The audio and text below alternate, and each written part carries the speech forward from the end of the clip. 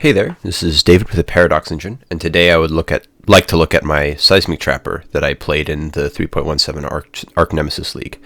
I don't want to talk about the entire build today, I just want to specifically talk about the reservation of auras on the build. So going into the league, there were 5 auras that I wanted to put on the build. Determination, Grace, Summon Skitterbots, Defiance Banner, and Pride. Unfortunately, after taking the Charisma wheel, and the 15% mana reservation mastery on it, we can only reserve 4 of these auras. We have to drop either Grace, Determination, or Pride. And this gets us fairly low on the mana reservation, so there isn't much mana left to use any expensive skills.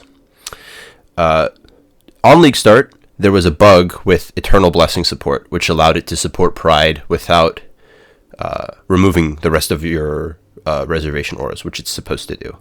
So this allowed us to run Pride for free, and we were able to run all 5 of our auras with fairly minimal investment and get the benefits of everything. Unfortunately, this got patched out about 2 weeks in. GGG fixed it. So we had to find a way to replace this avoiding the reservation. So there were a few things that the community came up with. Solution number 1, replace Eternal Blessing support with Divine Blessing support, which allowed us to run Pride without reserving it. Unfortunately, it added a mana cost. In what I'm going to call a standard Seismic Trap build, you have about 750 mana. So, and your Pride reserves about a third of your mana. So what Divine Blessing does is it takes a flat 233 and adds it to the reservation mana as a cost. So a third of 750 is 250, plus the flat 233. I'm going to round that to about a 500 mana cost. Now, if you've been paying attention, you'd know that 500 mana is a bit ridiculous. We don't have that. We only have like 30, 50 mana left over after all the reservation is done. So we need to find a way to pay this cost without using our mana. And the community decided, okay, well, I'll use Lifetap. Because I'm a Saboteur, I have Pyromaniac, I'm regenning a lot anyways. So every 20 seconds or so, I'm not sure exactly how long it lasts, they'll press the button and they'll take away 1500 life and they'll regen it back over the course of a few seconds. While this is doable, it's a little scary in cases where you're worried about dying if you're fighting things.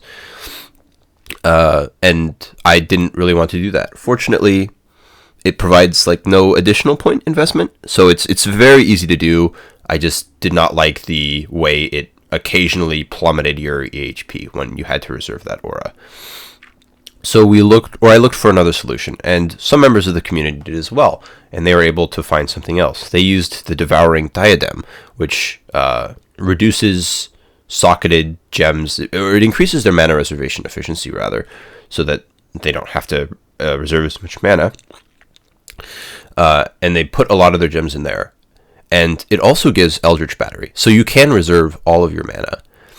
Now, I looked at this and I thought, okay, well, I'll combine these two, and I'll take the Pride out, and I'll put the other 4 auras in there, and I'll put Pride on Divine Blessing. And Devouring Diadem gives a lot of energy shield.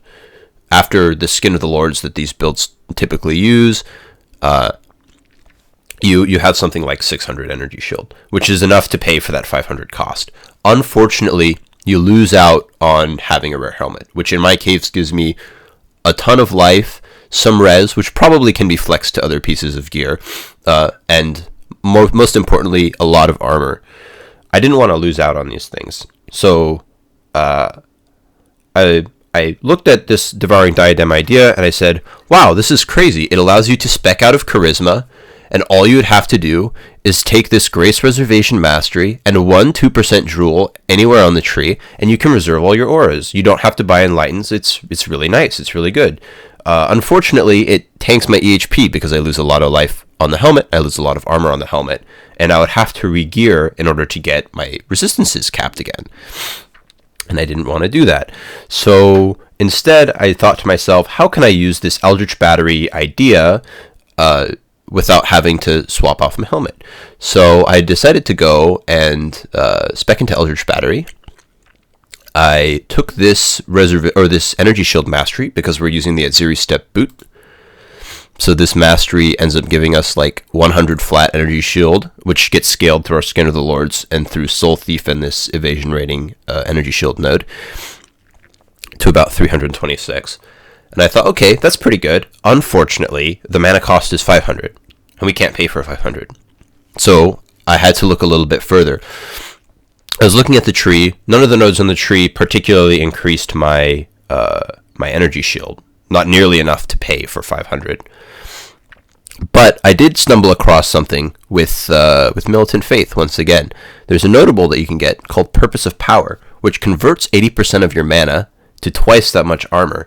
Now, with 750 total mana, we convert about 600 of that away and gave 1200 flat armor, which is 7,000 after scaling, which is very good for reaching the Molten Shell cap of 50k armor.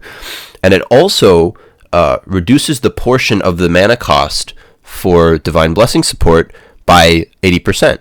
So it goes from 250, which is the third of 750 that we had as part of that mana cost, and reduces it down to 50. It divides it by 5. So we take that 50 and we add it to the 233 flat that Divine Blessing adds, and we find that it's about 300 mana cost, or energy shield cost rather, because of Eldritch Battery, which we can pay for. This allows us to run Pride on the build while keeping all the benefits of our rare helmet, and we get this armor from Power of Purpose, and we also get a little bit of aura effect from the Militant Faith devotion stacking. I think we have 90 devotion in here, which is another 9% increased aura effect. Unfortunately, this has a very, very heavy passive point investment. You can see we have to go here, we have to go here, we take the jewel socket, which I'm assuming, I mean, you would normally be getting it, but for the calculation of the cost, I'm assuming that these 2 points is part of the opportunity cost, and Power of Purpose, which is a total of 10 points. I would say that this is worth the 10 points. You could, of course, come up here and get a bunch of damage, but then you're spending 2 points here, and you're getting another cluster jewel, which can be fairly expensive.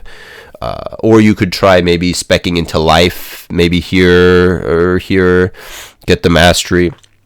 But I think for the 10 points, there's nothing you can do, given the loss of armor or, I guess, a little bit of aura effect, for the survivability of the build that you can with these 10 points. I think these 10 points are fairly efficient here.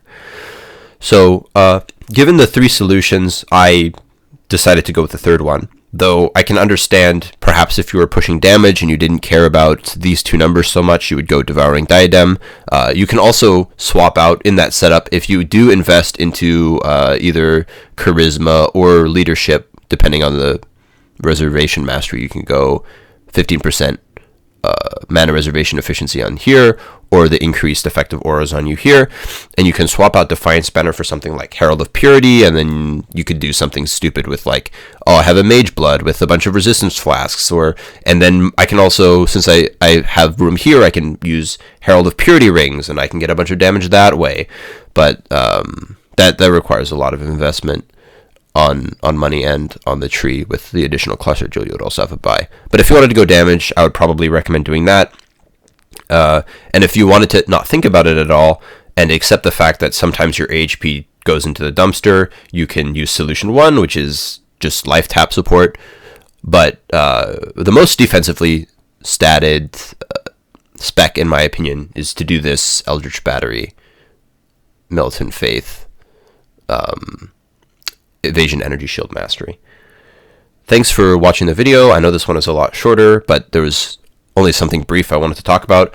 Once again, if there are any questions on how this works, or if you're interested in how the build is structured in general, even though there are tons of Seismic Trap guides already available, feel free to ask in the comments. I'll try and look at that. And again, as last time, I will include the POB in the description of the video, so if you want to look at it and fiddle with it and see if you can find some better optimization, or prove me wrong and see if these 10 or 14 points you gain from the other specs could provide a better defensive bonus than this tree, please do, and let me know what you find. Until next time, thanks for watching the video, and I'll be seeing you.